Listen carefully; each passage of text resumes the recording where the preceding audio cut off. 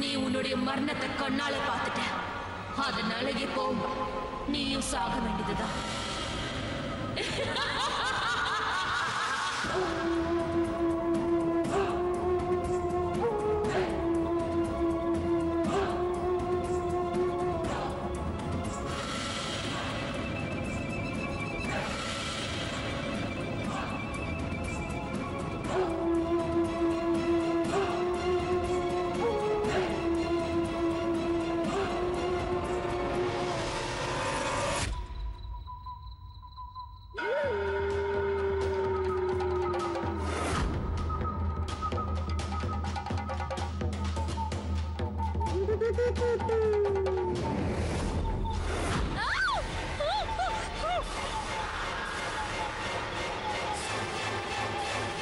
உன்னோட மச்சனும் உன் குழந்தையும் இறந்துட்டாங்க. இப்போ உன்னதான் கொல்லணும்.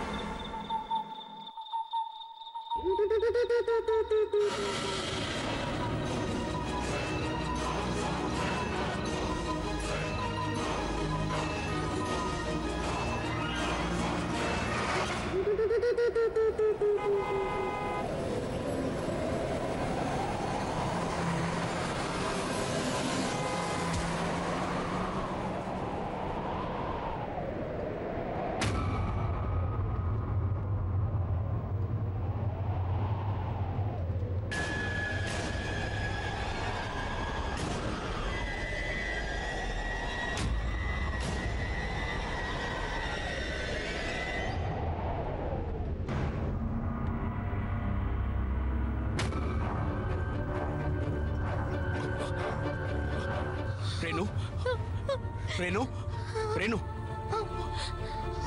ரேணு, உனக்கு ஒண்ணு ஆகாது. உனக்கு எதுவும் ஆக விட மாட்டேன். ரேணு, நம்ம கிட்ட அவ்வளவு நேரம் இல்லைங்க. ரேணு, உனக்கு ஒண்ணு ஆகாது. யாராவது இருக்கீங்களா? யாராவது இருக்கீங்களா? எங்க அவன் கிட்ட என்ன சொன்னா தெரியுமா? யாரையும் விட்டு வைக்க மாட்டேன்னு சொன்ன. உங்களால முடிஞ்சா நீங்க உங்களை காப்பாத்திக்கோங்க.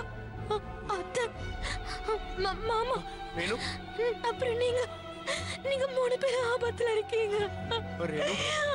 நம்ம குழந்தை, அப்புறம் சஞ்சய்.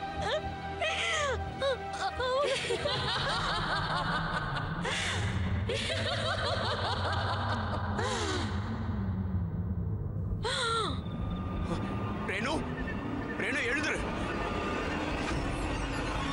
ரேணு,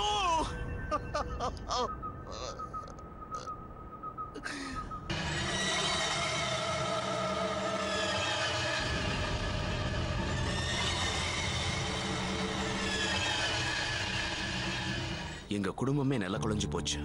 முதல்ல என்னோட தம்பி சஞ்சய், அவன் இறந்துட்டான். அப்புறம் என்னோட குழந்தை, அதுக்கப்புறம் என் உயிருக்கு உயிரான ஒய்ஃப் ரேணு. எங்க எல்லாருக்கும் ஒரு விஷயம் புரிஞ்சது. இந்த சம்பவங்களுக்கு பின்னாடி ஏதோ ஒரு ரகசியம் மறைஞ்சுக்கிட்டு இருக்கு. அதை கண்டுபிடிக்கிறதுக்காக நானும் ரொம்ப கஷ்டப்பட்டேன். அப்பதான் நான் ஒருத்தரை சந்திச்சேன். அவர்தான் ரிஷிகேஷ் சுவாமிஜி. எங்களுக்கு ரொம்ப சந்தோஷமா இருக்கு சுவாமிஜி, நீங்க எங்க வீட்டுக்கு வந்திருக்கீங்க. நாங்க எல்லாருமே உங்களை தான் நம்பிக்கிட்டு இருக்கோம். இப்போ உன்னோட பிரச்சனை என்னன்னு சொல்லு முகுந்த். சுவாமிஜி, ஆத்மாவை பார்க்கறது ஒன்றும் பெரிய விஷயம் இல்ல.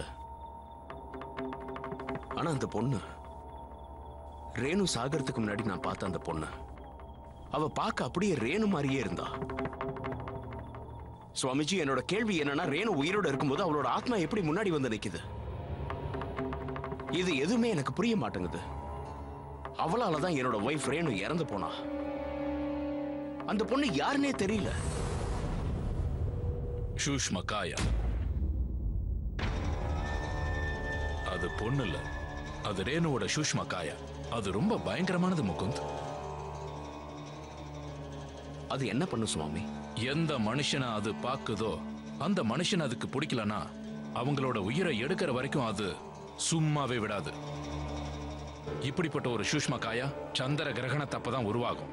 அந்த நேரத்துல யாரு உடஞ்ச கண்ணாடி பாக்குறாங்களோ அவங்களுக்கு தான் சூஷ்ம காயா உருவாகும். கொஞ்ச நாளைக்கு முன்னாடி சந்திர கிரகணம் வந்தது. அப்போ வீட்டுல ஏதாவது கண்ணாடி உடைஞ்சதா? உடைஞ்சது சுவாமிஜி. எங்க வீட்ல ஒரு பெரிய கண்ணாடி இருந்துச்சு. அதுதான் அன்னைக்கு சந்திர கிரகணம் அன்னைக்கு உடைஞ்சது. அப்போ என் மருமக தான் அத ரூம்ல இருந்து கொண்டு வந்தா. ஞாபகப்படுத்தி பாருங்க, ரேணுவோட சேர்த்து அந்த கண்ணாடியில யார் தன்னோட முகத்தை பாத்தீங்க?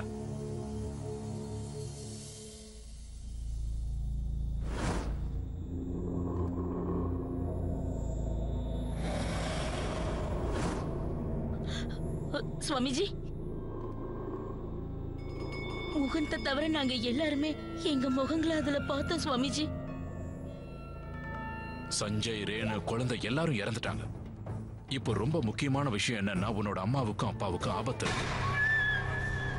அப்போ சுவாமிஜி, அப்படின்னா இது எல்லாத்துக்கும் அர்த்தம் அன்னைக்கு சந்திர கிரகணம் அன்னைக்கு எங்க வீட்ல அந்த கண்ணாடி உடைஞ்சதுனாலதான் இப்படி பிரச்சனை மேல பிரச்சனை வந்துட்டு இருக்குன்னு சொல்றீங்களா? ஆமா, இப்போ உங்க எல்லாரோட உயிரும் ஆபத்துல இருக்கு. ஏன்னா இப்போ உங்க எல்லாரோட சுஷ்மா காயாவும் அந்த உடைஞ்சு போன கண்ணாடி மூலமா இப்போ வெளியில வந்துகிட்டு இருக்கு.